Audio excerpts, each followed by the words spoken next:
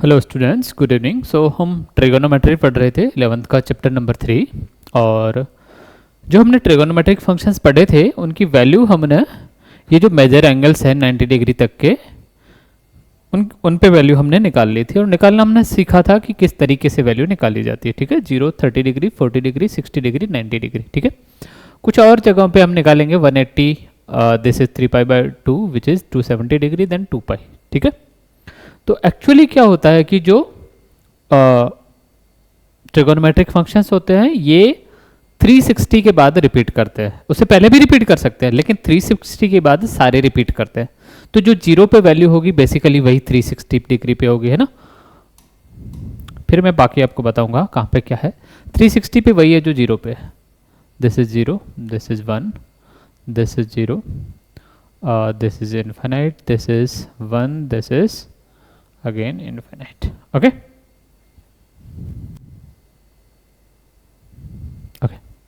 now 180 degree पे sign क्या होता है? साइन 0 डिग्री पे भी होता है 0, 180 विच मीन्स पाई पे भी 0 होता है, 2π पे भी 0 होता है, 3π पे भी 0 होता है। पाई के सारे मल्टीपल पे, सारे इंटीजर मल्टीपल पे साइन 0 होता है, तो साइन यहाँ पे 0 होता है। ठीक है, और अभी हम ग्राफ्स पढ़ेंगे, इसके जस्ट बाद हम पढ़ेंगे जो ट्रिगोनोमेट्रिक फंक्शंस हैं इनके डोमेन, रेंज और इनके ग्राफ देखेंगे। ठीक है, तो उसमें आप देखेंगे कि जो साइन जो है ये 3π/2 पे -1 होता है। ठीक है, जैसे मैंने आपको बताया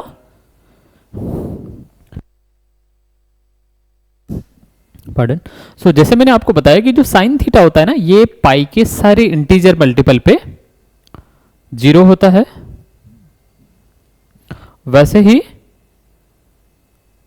जो कोस थीटा होता है ये π/2 के सारे इंटीजर मल्टीपल पे 0 होता है। π/2 का सारा मतलब इंटीजर नहीं होगा, ओड मल्टीपल कह सकते हैं आप। ठीक है, देखो क्योंकि अगर आप π/2 का इंटीजर मल्टीपल लोगे ना तो आप 2 भी तो ले सकते हो, तो ये पाई बन जाएगा। लेकिन भी π/2 ही होना चाहिए और साथ में क्या होना चाहिए, तो ये इवन नहीं हो सकता। इवन होगा तो ये कैंसिल आउट हो जाएगा, ये पाई का मल्टीपल बन जाएगा, है ना। तो ये इवन होना चाहिए, तो ओड होना चाहिए ये जो π/2 का मल्टीपल है ना। तो क्या है ओड में फिर क्या आएंगे, π/2 आएगा, 3π/2 आएगा, है ना। 2π/2 नहीं आ सकता ना, क्योंकि जो 2π/2 है वो तो आपका पाई बन जाएगा। 2π/2 है वो तो आपका पाई बन जाएगा, है ना। तो 2π/2 नहीं हो सकता, है ना। ये तो इसकी हम बात कर नहीं रहे, हम क्या बोल रहे हैं π/2 का मल्टीपल होना चाहिए। तो π/2 के मल्टीपल में क्या आएगा 1, 3, 5, है ना। ऐसे -π/2, -3π/2। ठीक है, इसकी हम बात कर रहे हैं। तो π/2 के सारे ओड मल्टीपल पे कोस थीटा क्या होता है 0 होता है। देखो π/2 पे कोस थीटा क्या है 0 है, 3π/2 पे भी 0 है, 5π/2 पे 0 है, इन सब पे 0 होता है। ये हमने डाल दिया 0। ठीक है, फिर बच गया 180 डिग्री। तो कोस 0 पे 1 होता है और 180 पे -1 होता है। बस आपको इतने देखने थे, इसके बाद तो आप बाकी सबकी वैल्यू निकाल सकते हैं ना। तो tan 180 डिग्री कितना हो जाएगा, sine 180 degree by cos 180 degree which will be equal to 0 by -1, 0। ऐसे ही tan 3π/2 कितना होगा, साइन 3π/2 बाय कोस 3π/2, तो -1 बाय इन्फिनिटी, तो इन्फिनिटी हो जाएगा या -इन्फिनिटी बोलो। tan कहाँ पे है 3π/2 पे। देखो अभी हम देखेंगे tan के ग्राफ, ये ऐसा होता है, ये एक्चुअली -इन्फिनिटी होता है। तो मैं एक्चुअली ये साथ में ही बात कर लूँगा, तो अभी इसको मैं रहने देता हूँ। तो ये वैसे -इन्फिनिटी होता है, मैं अभी आपको समझाऊंगा with the help of graph. ठीक है, ये -इन्फाइनाइट होता है। ठीक है, -इन्फाइनाइट को भी नॉट डिफाइंड बोलते हैं और +इन्फाइनाइट को भी नॉट डिफाइंड बोलते हैं। तो इन दोनों को एक तरह से लिखा जाता है नॉट डिफाइंड। ठीक है, फिर ऐसे ही आप इसका कोट का निकालोगे तो tan को उल्टा कर दोगे तो कोट आ जाएगा, है ना। तो कितना हो जाएगा 1/0 करोगे तो इन्फाइनाइट हो जाएगा, इसको इन्फाइनाइट करो, इन्फाइनाइट से डिवाइड करोगे 1 को तो 0 हो जाएगा।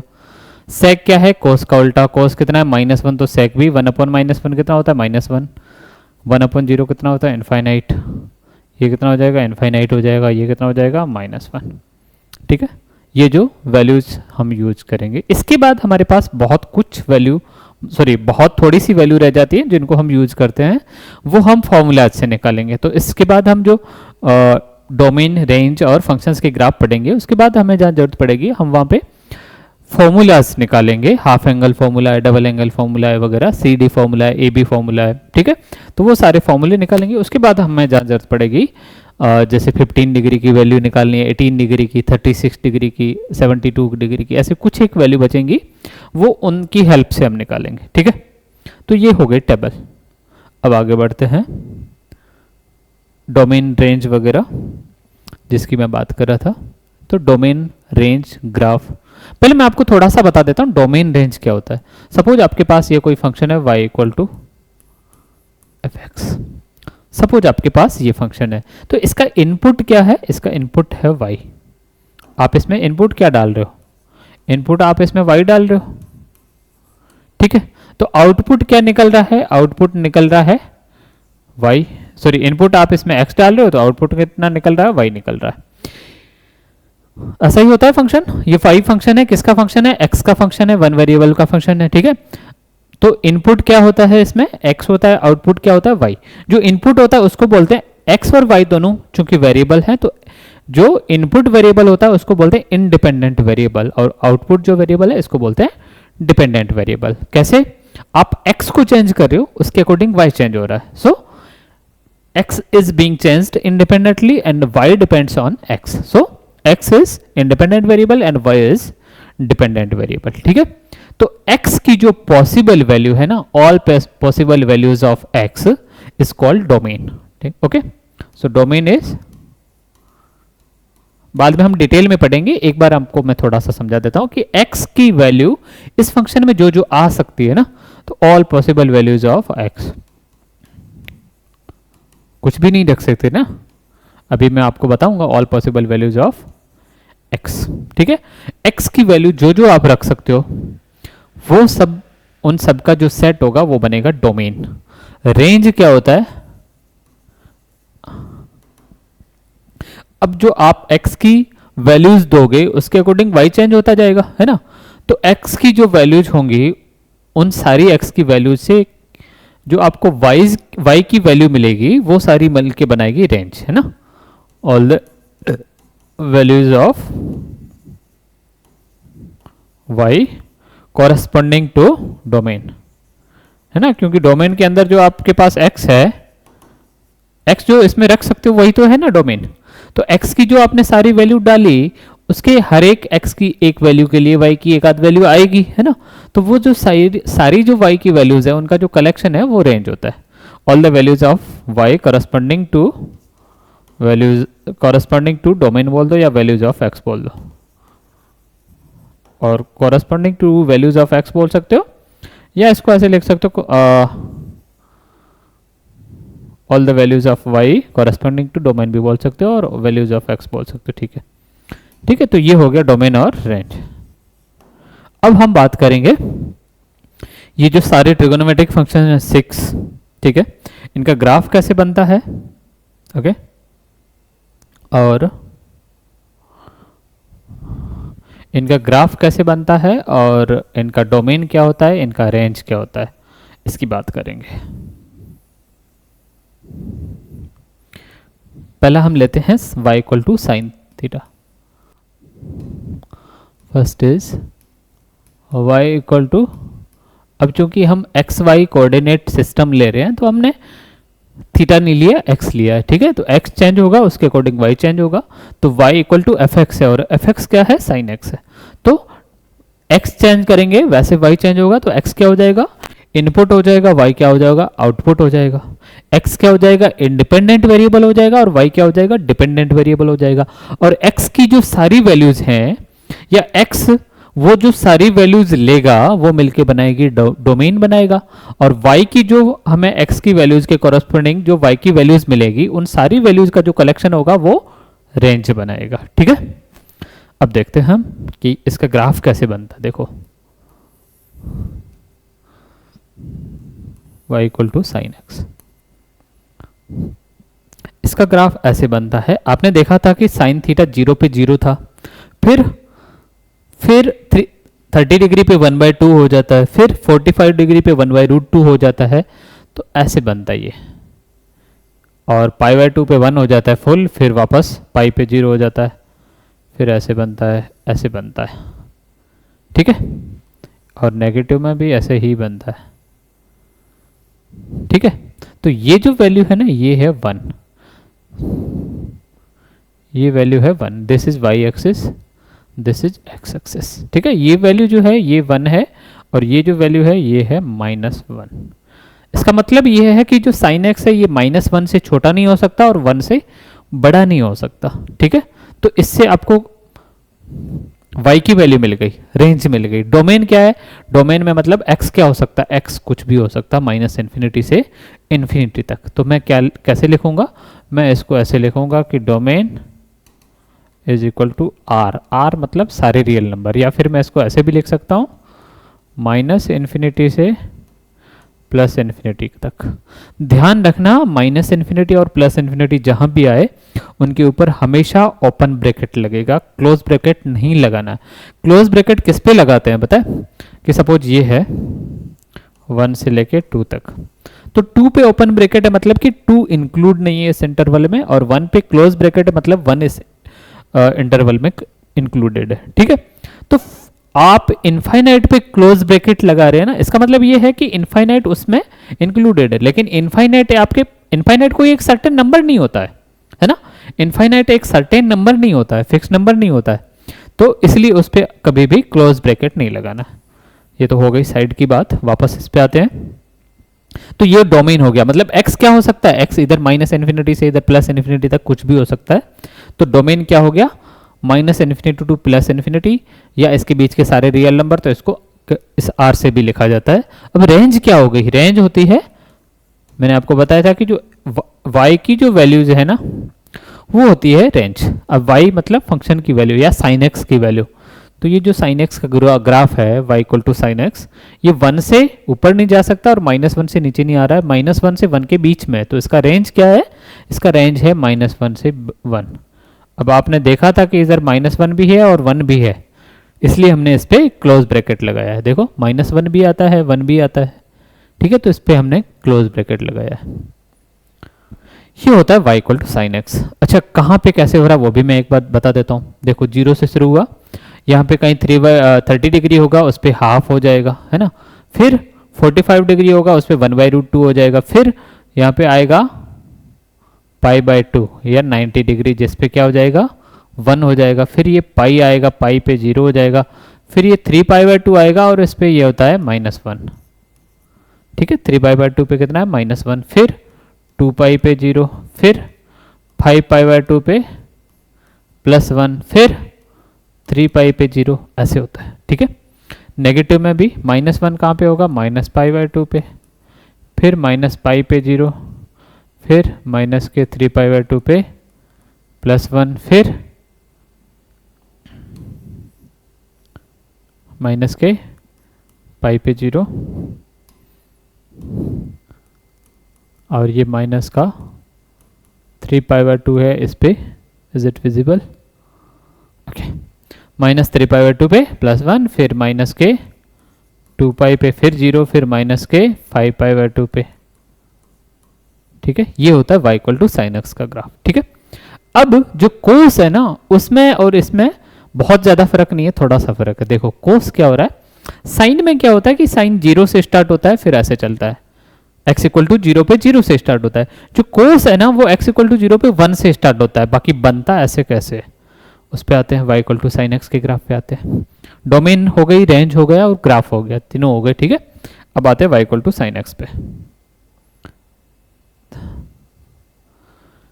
ओके, सो सेकंड है y equal to, sorry sine x हो गया, y equal to cos x है। ठीक है, कैसे बनेगा देखिए, इसमें भी वैसे बनेगा, तो इसमें मैंने लंबा बनाया था तो इस बार मैं 2π तक ही रखूंगा।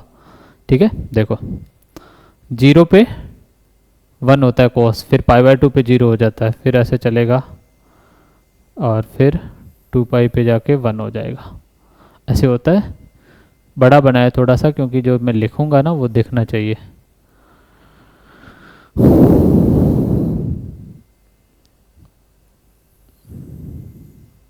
ऐसा, ये होता है आपका -1, ये होता है आपका +1। कोस 0 पे कितना होता है, this is x axis, this is y axis. Cos 0 पे 1 होता है, पाई बाय 2 पे 0 हो जाता है कोस, लेकिन साइन पाई बाय 2 पे 1 होता है। फिर पाई पे कोस क्या होता है -1, और फिर 3 पाई बाय 2 पे कोस क्या हो जाता है 0, फिर वापस 2 पाई पे हो जाता है 1। ठीक है, तो 2 पाई के बाद वापस वैसा का वैसा बनेगा। ठीक है, तो जो साइन और कोस है ना, ये 2 पाई के बाद खुद को रिपीट करते हैं। बाकी वाले कब करते हैं वो भी अभी हम देखेंगे। तो ये -π/2 पे भी 0 होता है, लेकिन -π पे हो जाता है,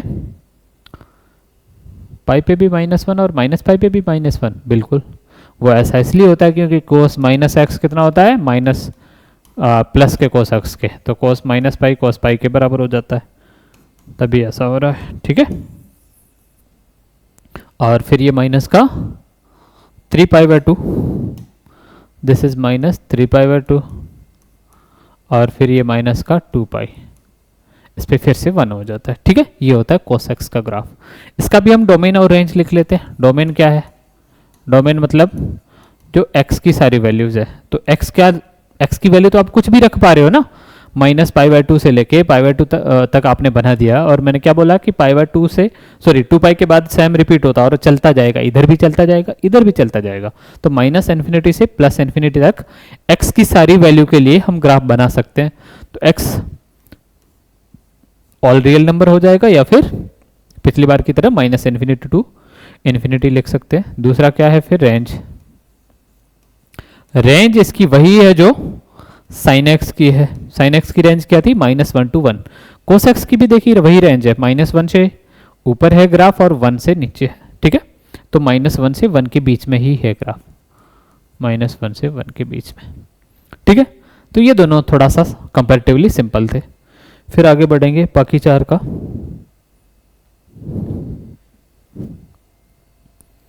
वेट अ मिनट, अब आगे बढ़ते हैं 10x पे। Third is y equal to 10x। इसका बनाते हैं ग्राफ। देखो,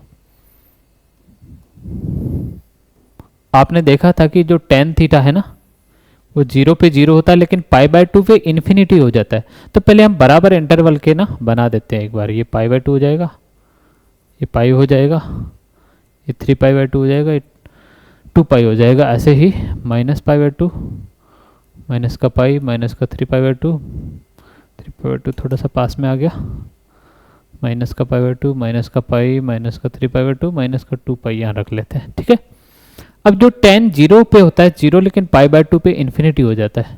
तो अगर मैं π/2 अगर मैं यहाँ लिखूँ ना, मैं अगर π/2 मैं दूसरी इंक यूज कर रहा हूँ। देखो, ये है आपकी लाइन। अभी आपको समझ में आ जाएगा कि मैंने ये लाइन क्यों बनाई है। ठीक है, फिर से वही हो रहा है टेढ़ा।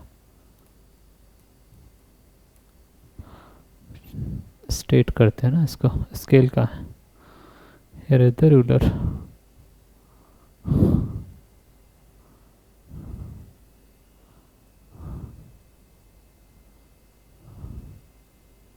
you know minus this is π/2. okay,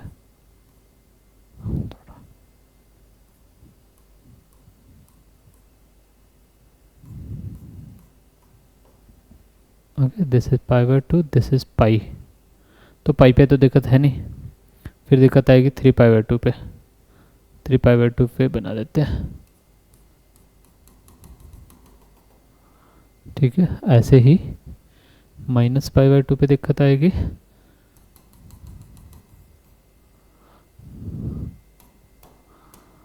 और फिर -3π/2 पे दिक्कत आएगी।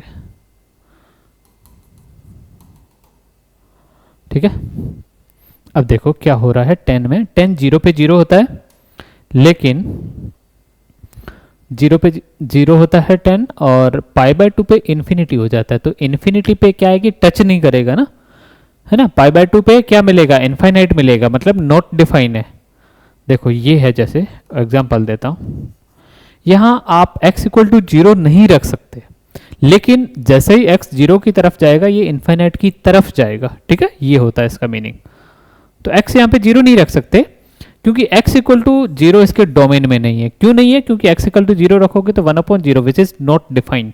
तो x ऐसी वैल्यू नहीं रख सकते जिसके लिए फंक्शन नॉट डिफाइंड है। ठीक है, तो इसलिए x इसके डोमेन में नहीं है। तो x 0 की तरफ जाएगा तो ये फंक्शन इन्फिनिट की तरफ जाएगा, लेकिन x 0 हो नहीं सकता। तो ऐसे ही यहाँ पे थीटा पाई बाय 2 हो नहीं सकता, बट जैसे पाई बाय 2 की तरफ जाएगा टेन थीटा इन्फिनिट की तरफ जाएगा। तो ये ग्राफ कुछ ऐसा बनेगा, इधर से आएगा, इधर से आएगा, और ये पाई बाय 0 पे 0 हो जाएगा, और माइनस पाई बाय 2 पे यहाँ पे थोड़ा सा बनाते टाइम आपको ध्यान रखना है कि यहाँ 0 से गुजरे और ये ऐसे बने, ठीक है। तो पाई बाय 2 पे इन्फिनिट और माइनस पाई बाय 2 पे माइनस इन्फिनिट की तरफ। This is pi by 2, this is minus pi by 2। फिर 3 पाई बाय 2 पे इन्फिनिट हो जाएगा और पाई पे 0 होगा, फिर पाई बाय 2 के जस्ट बाद में हो जाता। अब देखो यहाँ पे दिक्कत क्या है, थोड़ा अलग जो चीज़ है ना वो आपको मैं दिखा रहा हूँ। फिर वापस से इधर से आएगा और ऐसे जाएगा, मतलब इधर से आएगा और ऐसे होते हुए ऐसे जाएगा। तो हो क्या रहा है, देखो पाई बाय 2 से जस्ट पहले प्लस इन्फिनिट की तरफ जा रहा है, लेकिन पाई बाय 2 के जस्ट बाद नीचे जा रहा है माइनस इन्फिनिट की तरफ, ठीक है। तो ये होता है इसमें। तो बाकी फिर आप बना सकते हो ऐसे। तो इस तरह से 10x का ग्राफ होता है। ये माइनस पाई बाय 2 है, ये माइनस का पाई है, ये माइनस का 3 पाई बाय 2 है। फिर आगे भी ऐसे बनता जाएगा, ऐसे बनता जाएगा। ये माइनस का 2 पाई है, this is minus 3 pi by 2, ठीक है। ये है y इक्वल टू 10x का ग्राफ। अब इसका मैं डोमेन और रेंज लिख रहा हूं, मैं नेक्स्ट पेज पे लिख लेता हूं, इसी का है ना, y इक्वल टू 10x। और इसको मैं थोड़ा सा इजीली डोमेन निकालने के लिए मैं इसको ऐसे भी तो लिख सकता हूं, sine x by cos x, ठीक है। अब मैंने आपको बताया अभी थोड़ी देर पहले कि डोमेन में x की जो सारी पॉसिबल वैल्यू है जिसके लिए फंक्शन डिफाइन है ना, वो डोमेन बनाती है। अगर x की कोई ऐसी वैल्यू है जिसमें फंक्शन डिफाइन नहीं है तो वो हम डोमेन से निकाल लेते हैं। देखो जैसे मैंने आपको इसका एग्जांपल दिया 1/x का, तो यहाँ पे x की सारी वैल्यू ये फंक्शन ले सकता है, बट x इक्वल टू 0 नहीं ले सकता, क्योंकि 0 पे ये फंक्शन डिफाइन नहीं है, इनफाइनाइट बन जाएगा, ठीक है। तो इसका मतलब डिनोमिनेटर में 0 नहीं होना चाहिए। कई चीजें ऐसी, जैसे अंडर रूट के अंदर माइनस नहीं होना चाहिए, है ना, ऐसे ही डिनोमिनेटर में 0 नहीं होना चाहिए। तो y इक्वल टू 10x में x की सारी वैल्यू आ सकती है, लेकिन x की वो वैल्यू नहीं आ सकती जिसके लिए डिनोमिनेटर 0 हो जाए। डिनोमिनेटर क्या है, cos x। cos x कहाँ पे 0 होता है, and we know that cos x is equal to 0। आपको मैंने बताया था कि जहाँ x क्या है, पाई बाय 2 का ओड मल्टीपल है, वहां cos थीटा 0 होता है। तो x equal to pi by 2 का odd multiple means 2n plus 1। Odd को ऐसे लिखते हैं ना, 2n प्लस 1 पाई बाय 2, ठीक है। अब यहाँ पे n क्या होता है, नेचुरल नंबर, या n इंटीजर भी डाल दो ना आप, तो उससे नेगेटिव पॉजिटिव सब कवर हो जाएंगे। n इंटीजर मतलब कि माइनस इन्फिनिटी से चलेगा, है ना, और चलते चलते कहाँ तक आ रहा है, इसको मैं ऐसे लिख सकता हूँ कि अलग से लिख रहा हूँ, ये z इंटीजर सेट पढ़ेंगे तो इसमें पढ़ेंगे -3 -2 -1 0 1 2 3। तो माइनस में भी इन्फिनाइट तक जाएगा और प्लस में इन्फिनाइट तक जाएगा। 0 डालोगे तो ये क्या बन जाएगा, 1/2 बन जाएगा x। तो 1/2 पे भी cos 0 होता है। फिर 1 रखोगे तो 3/2 3 पाई बाय 2 बन जाएगा। 2 रखोगे तो 5 पाई बाय 2 बन जाएगा, है ना। पाई बाय 2 के सारे ओड मल्टीपल आ जाएंगे और इन पे cos 0 होता है। और हम क्या बता रहे हैं कि यहाँ पे डिनोमिनेटर 0 नहीं होना चाहिए, है ना। डिनोमिनेटर 0 होगा तो फंक्शन डिफाइन नहीं होगा। तो डोमेन में x की सारी वैल्यू हो सकती है एक्सेप्ट वो वैल्यू जिनके लिए डिनोमिनेटर 0, और डिनोमिनेटर 0 कहाँ हो रहा है, जब x पाई बाय 2 का ओड मल्टीपल है ना। तो इसका मतलब डोमेन क्या हो गया, डोमेन में सारी वैल्यू आ सकती है r, लेकिन इसमें से माइनस कर रहा हूं वो सारी वैल्यू जहां पे cos x 0 होता है। बस ये हो गया डोमेन। आया समझ में। अब रेंज देखो, रेंज आप ग्राफ से देख सकते हो। cos x और sin x के केस में ग्राफ -1 से 1 के बीच में जा रहा था, लेकिन 10x में देखो माइनस इन्फिनिटी तक जा रहा है नीचे और ऊपर प्लस इन्फिनिटी तक जा रहा है, बीच की सारी वैल्यू ले रहा है। तो माइनस इन्फिनिटी से इन्फिनिटी का मतलब है कि सारी रियल वैल्यू, है ना। तो इसका रेंज क्या हो जाएगा, माइनस इन्फिनिटी से प्लस इन्फिनिटी, या फिर set of all real numbers, ठीक है। ये हो गया y इक्वल टू 10x का ग्राफ। हो गया। अब आते हैं कोटेक्स पे। y इक्वल टू, मैं कोट में ज़्यादा टाइम नहीं लगाऊंगा तो आपको थोड़ा सा अपने तरीके से भी समझना है चीज़ों को। मैंने आपको साइन कोस दोनों समझा लिए, टेन भी समझा दिया। तो कोट क्या है? कोट टेन की तरह ही है, थोड़ा सा जैसे साइन को हमने बनाया था फिर कोस बनाया था, तो साइन थोड़ा सा इधर शिफ्ट करवा दो या इधर शिफ्ट करवा दो थोड़ा सा, बस उसमें कोस बन जाता है। ये पाई बाय 2, ये पाई, ये 3 पाई बाय 2, ये 2 पाई, ये माइनस पाई बाय 2, ये माइनस पाई, ये minus 3 pi by 2, minus 2 pi. ठीक है, तो कोटेक्स जो होता है वो क्या करता है, जीरो पे क्या होता है, कोटेक्स क्या होता है, कोटेक्स होता है कोस एक्स बाई साइन एक्स। तो जीरो पे कोस तो 1 होता है लेकिन साइन क्या होता है, जीरो, तो जीरो पे इन्फाइनाइट हो जाएगा। तो जीरो पे इन्फाइनाइट हो जाएगा मतलब कि, ठीक है समझ गए, जीरो पे इन्फाइनाइट। फिर पाई बाय 2 पे साइन 1 है लेकिन ये जीरो, पाई बाय 2 पे जीरो है, पाई बाय 2 पे जीरो है और इस पे इन्फाइनाइट है। ठीक है, इन्फाइनाइट है लेकिन नेगेटिव इन्फाइनाइट नहीं, पॉजिटिव इन्फाइनाइट है। तो आप समझ रहे हो कैसे बन रहा है, ये पॉजिटिव इन्फाइनाइट है, इधर से लेके ऐसे जाएगा फिर तो। और 10x कैसे बना था, ठीक है, तो मतलब आप इधर से नहीं इधर से जा सकते हो और इधर से आओगे आप, मैं आपको बताता हूँ भाई, ये था 10x। ठीक है, अब कोटेक्स की बात करोगे ना, 10x क्या हो रहा है, जीरो पे जीरो, पाई बाय 2 पे इन्फाइनाइट, लेकिन पाई बाय 2 से जस्ट पहले प्लस इन्फिनिट और पाई बाय 2 के जस्ट बाद माइनस इन्फाइनाइट, क्योंकि पाई बाय 2 के बाद सेकेंड क्वाड्रेंट है और सेकेंड क्वाड्रेंट में क्या होता है, कोट नेगेटिव होता है। तो अब हम अगर जीरो पे बात करें ना, तो जीरो से इसमें तो ये सारे पॉजिटिव होते हैं, तो जीरो से पाई बाय 2 पे इन्फाइनाइट हो जाता है, फिर पाई पे क्या हो जाएगा, पाई पे कोस साइन जीरो हो जाएगा, लेकिन कोस -1 है तो माइनस इन्फाइनाइट। तो ये इस तरह का ग्राफ बनेगा, है ना, ऐसा ग्राफ बनेगा। फिर पाई के जस्ट बाद यहाँ से शुरू होगा 3 पाई बाय 2 पे ऐसे ग्राफ बनेगा, ऐसे ही इधर से ग्राफ बनेगा। बस थोड़ा सा आपको ट्रिक पकड़नी है, फिर आप समझ जाएंगे। ऐसे बनेगा, this is pi by 2, this is pi, this is 3 pi by 2, this is 2 pi. ठीक है, this is x axis, this is y axis. Okay, और अब देखो यहाँ से आगे कि ये माइनस पाई बाय 2 है।